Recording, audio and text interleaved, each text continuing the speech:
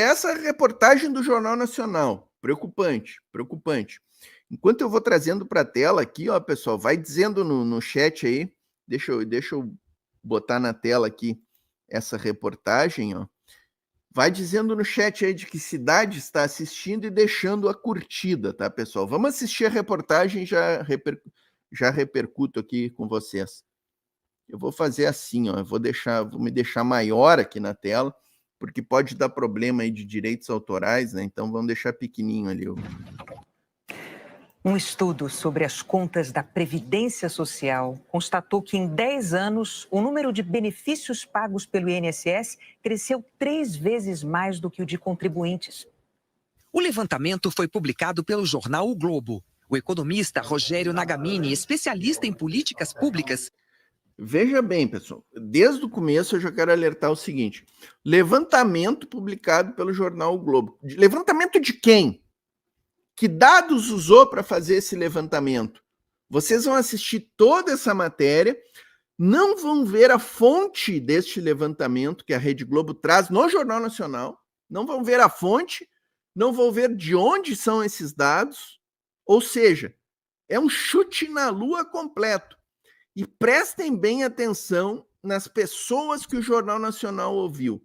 Este economista Nagamini era secretário da Previdência Social no governo do inelegível e do Paulo Guedes, que destruíram a Previdência Social brasileira.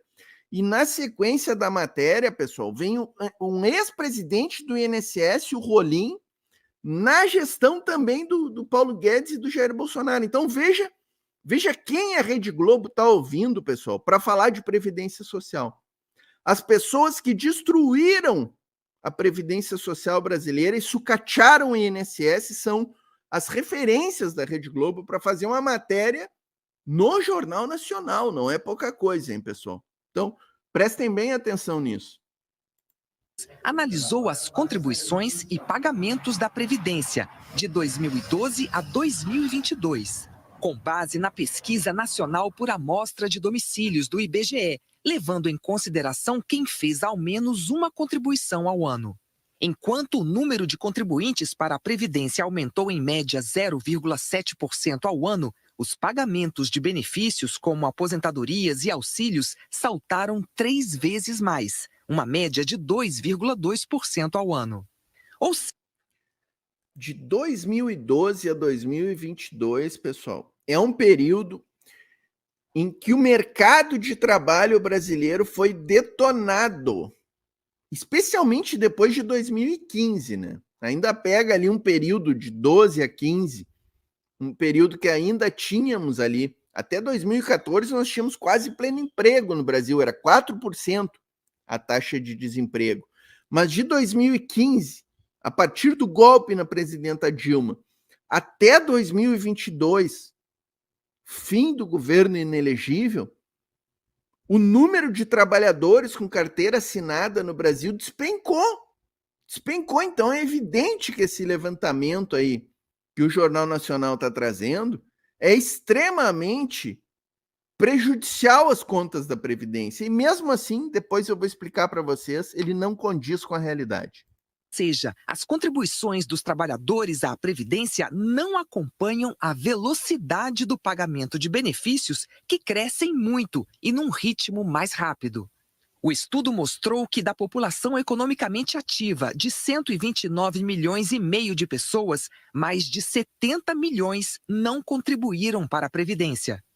Rogério Nagamini, que foi subsecretário do Regime Geral de Previdência Social no governo passado, afirmou que subsecretário-geral de Previdência no governo passado, do inelegível e do Paulo Guedes, que quebraram a Previdência Social brasileira, pessoal. Que quebraram porque eles queriam acabar com a Previdência Pública, eles queriam o sistema de capitalização, que é aquele que o trabalhador coloca o seu dinheiro numa conta de poupança, numa financeira. Eles querem acabar com a Previdência Pública brasileira, pessoal. E essa matéria do Jornal Nacional é a retomada desse debate. A Rede Globo é a ponta de lança do sistema financeiro nacional. da grande burguesia nacional.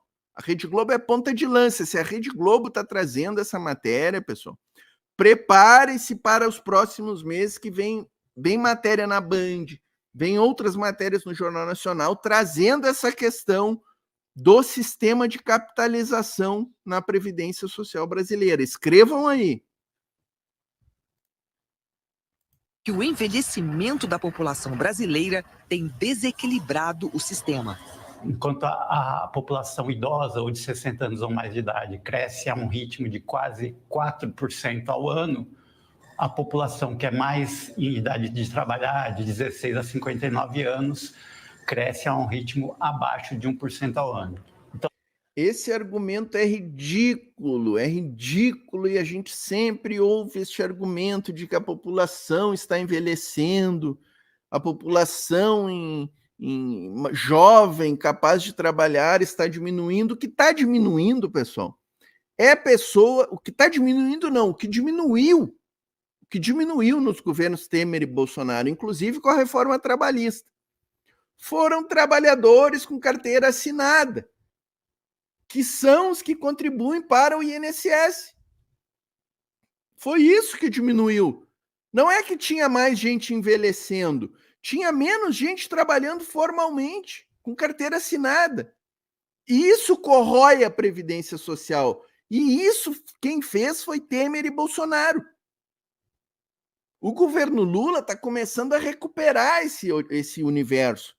No mês de fevereiro foram criadas mais de 300 mil vagas com carteira assinada no Brasil.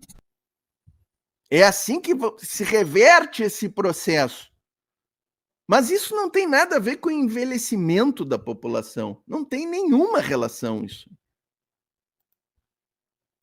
Então, por essa questão demográfica, eu diria que estruturalmente é natural esperar que o ritmo de crescimento dos benefícios seja sempre muito superior ao dos contribuintes para a Previdência. De forma isso alguma. Vem acontecendo e isso deve continuar acontecendo nas próximas décadas. Como justificativas para o desequilíbrio, o estudo também listou o desempenho fraco da economia brasileira no período analisado e a evolução. Também, como se fosse uma questão secundária, o desempenho pífio da economia no governo de Paulo Guedes e do inelegível, e a redução de trabalhadores com carteira assinada também é um detalhe na matéria, né? Do mercado de trabalho abaixo da esperada. Mostrou ainda que a escolaridade tem relação direta com a contribuição. Apenas 13% dos trabalhadores sem instrução ou com menos de 1 ano de estudo contribuem para a Previdência. No caso de trabalhadores com ensino superior, o número é de 72%. Isso é lógico. O que você pode fazer são políticas econômicas e de mercado de trabalho que diminuam esse diferencial, que atenuem esse diferencial. Crescimento. Políticas que o governo do qual o senhor participou nunca fez. O governo do qual este senhor, que é referência para a Rede Globo chama para ilustrar uma matéria sobre a Previdência, esse senhor fez parte da destruição da Previdência de um governo que destruiu o mercado de trabalho brasileiro. E agora ele vem no Jornal Nacional e diz que tem que ter políticas para adequar o sistema. Econômico sustentado, políticas voltadas para redução da informalidade e, acima de tudo, também políticas que aumentem a participação no mercado de trabalho, em especial das mulheres. Políticas que o governo Lula está implementando, né? A matéria poderia... Por que a matéria não trouxe isso, né? São políticas, todas essas políticas que ele pede ali, são políticas que o governo Lula está implementando. Avaliam que a última reforma da Previdência aprovada aqui no Congresso Nacional em 2019 foi essencial para impedir um descontrole no sistema. No entanto, ela não foi completa. Alguns pontos foram retirados da proposta para garantir a aprovação. E a diferença entre o que sai e o que entra na Previdência continua a preocupar, o que vai exigir novas reformas no futuro. Olha esse trecho da matéria, pessoal. Só esse trecho vale um recorte. Esse trecho está dizendo o quê? Que a reforma da Previdência do Guedes e do Bolsonaro, que arruinou com a Previdência Social, que vai impedir que milhões de brasileiros se aposentem, foi ótima, a matéria está dizendo, só que faltou coisas que saíram da reforma. O que saiu da reforma? O sistema de capitalização, pessoal. Foi a única coisa que não passou no Congresso, foi o sistema de capitalização, pessoal, que acaba com a previdência pública, como a gente conhece. Como é que é a previdência pública hoje, pessoal? Você vai trabalhar, recolhe a sua contribuição do INSS, as empresas recolhem contribuições e o governo inclui também alguns impostos e outras contribuições que não as previdenciárias, como a contribuição sobre combustíveis, as loterias, tudo isso faz parte do bolo de recursos da Previdência Social. Nesse sistema de capitalização que o Paulo Guedes queria, a reforma do Paulo Guedes trazia o sistema de capitalização, pessoal, do Guedes e do Bolsonaro. Estava lá, foi rechaçada pelo Congresso na época. E a Globo defende o sistema de capitalização. A Globo quer o sistema de capitalização porque quem manda na Globo, quem financia a Globo, a grande burguesia nacional, quer o sistema de capitalização. O que é o sistema de capitalização? Acaba a contribuição das empresas, as empresas contribuem com 0 para a Previdência. O governo não tem mais essas outras contribuições, as loterias, a contribuição sobre combustíveis e outras que hoje vão para a Previdência, não existe mais. Só existe aquilo que o trabalhador coloca num investimento, numa poupança, que vai ser gerida por grandes financeiras, pelos grandes bancos. É isso o sistema de capitalização. Mas, Portinho, não é bom, não seria bom. Aonde que tem esse sistema? Sabe aonde que tem esse sistema, pessoal? No Chile. No Chile. Aonde pessoas que contribuíram a vida inteira recebem meio salário mínimo. Aonde as taxas de suicídio naquela faixa de idade de aposentadoria triplicaram, porque as pessoas não conseguiam mais viver com os recursos que ganhavam das suas aposentadorias no Chile, pessoal. É isso que a Rede Globo quer, é isso que a Rede Globo defende, pessoal. Então, olhos abertos, olha que reportagem. Esse último trecho que eu parei aqui, pessoal, eu tive que parar porque é uma barbaridade. Eu vou até repetir esse trecho. Prestem bem atenção neste trecho.